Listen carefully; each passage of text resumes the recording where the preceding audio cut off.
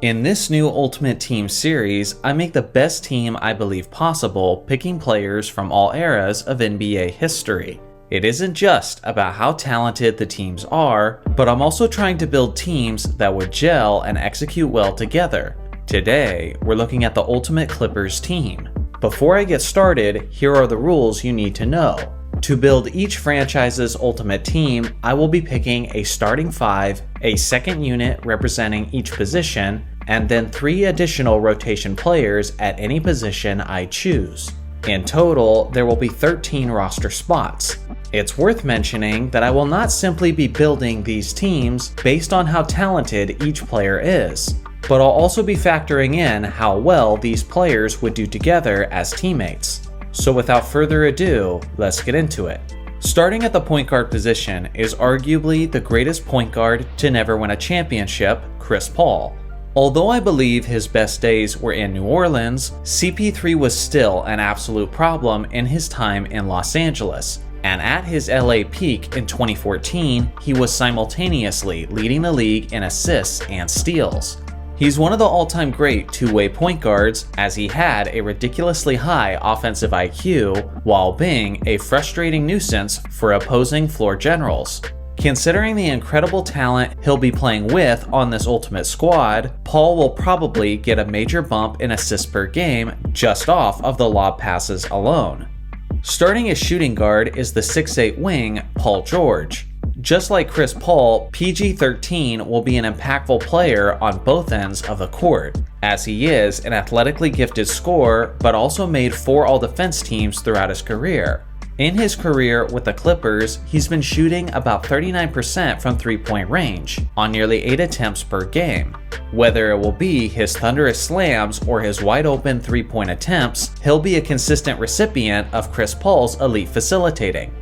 Starting at small forward is the 2-time champion Kawhi Leonard. Getting him on the floor healthy may be difficult at times, but when he's out there, he's one of the premier superstar players within the league. Between CP3, Paul George, and Kawhi, the Ultimate Clippers will have one of the most intimidating perimeter defenses within this entire series. And then on offense, Kawhi will enjoy the less defensive attention, thanks to his starting supporting talent.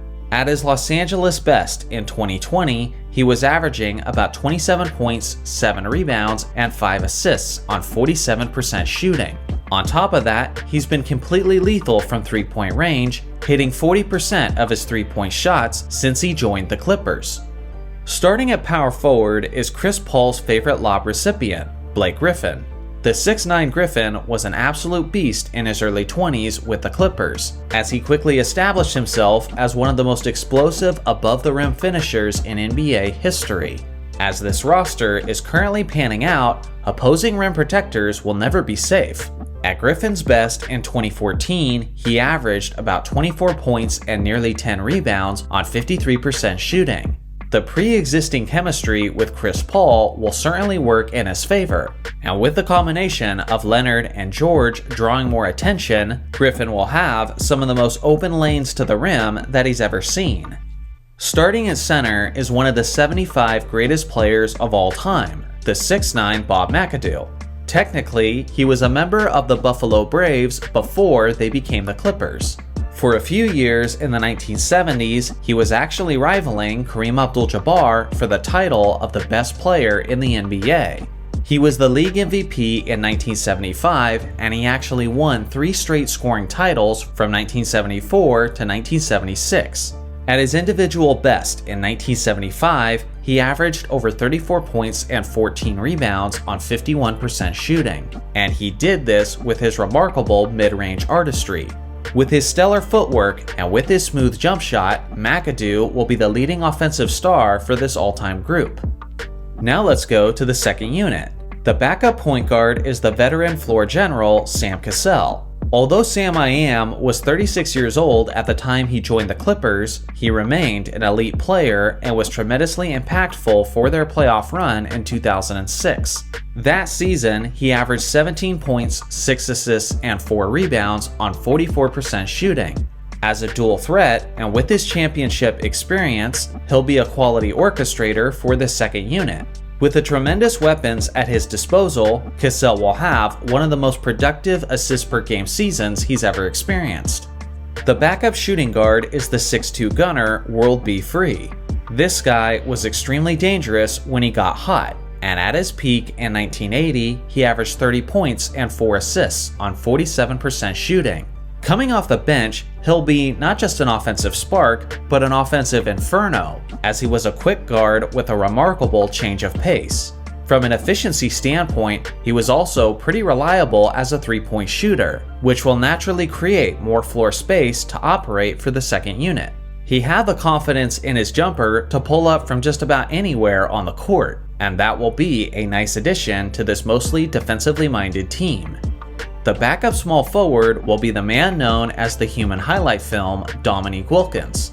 He didn't spend a tremendous amount of time in Los Angeles after he was traded there, but in his short 25-game stint with the Clippers at the age of 34, he averaged a monstrous 29 points and 7 rebounds on 45% shooting.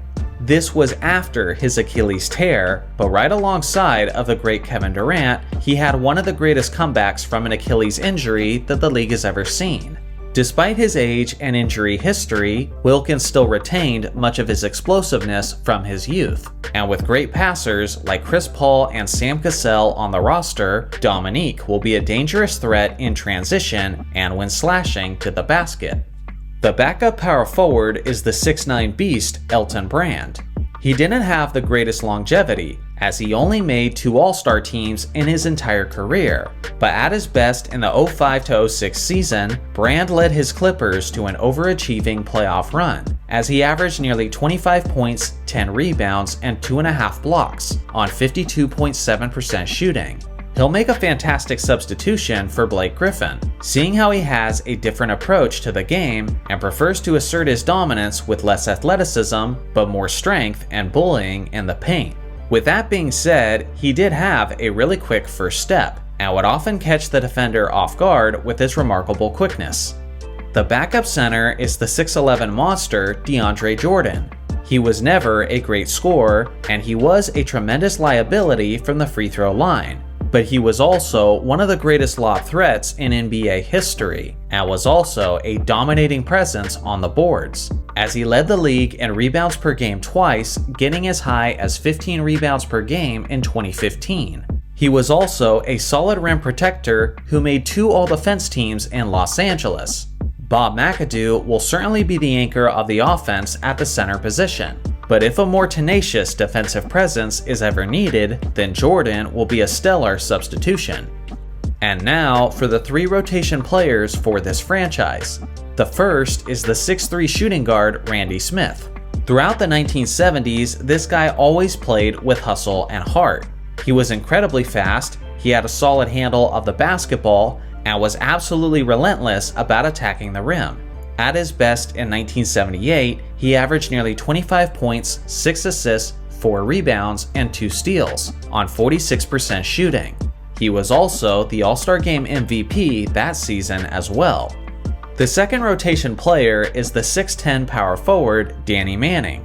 This 2-time All-Star had a solid jump shot up to 20 feet out, and was one of those rare bigs of the 1990s who could actually stretch the floor on offense. He was a graceful player and a fundamentally sound scorer, who was great at running the floor and finishing with his solid athleticism. At his best in 1993, he was averaging about 23 points and 7 rebounds on 51% shooting. He tended to get in foul trouble quite a bit, but when he was out there, he was always incredibly impactful on offense. The third rotation player and the last player on the roster is the 6'6 combo guard Ron Harper. He was famous for being the starting point guard of the 1996 Chicago Bulls, but in his more youthful days in Los Angeles, he was a premier scorer and was consistently among the league leaders in steals per game. During that 4-year stretch, he averaged just short of 20 points per game while putting up 5 rebounds, 5 assists, and 2 steals. On this roster, he'll be yet another dangerous player who can finish above the rim with regularity. So here's a final look at the complete roster of this Ultimate Clippers team. I'm pretty sure no one expected this team to be among the best teams in this series. But honestly, considering their losing history and their somewhat shorter existence, I'm actually surprised they're as decent as they are. Their biggest issue appears to be their health concerns, as most of their starters have a history of missing many games. But assuming they're all available, then they're actually quite formidable. Here is my list of honorable mentions for this franchise. Should any of these players have made the roster instead? I look forward to hearing your thoughts in the comment section below. Thanks for watching as always, make sure to like and subscribe for more basketball content, and I'll see you guys in the next video.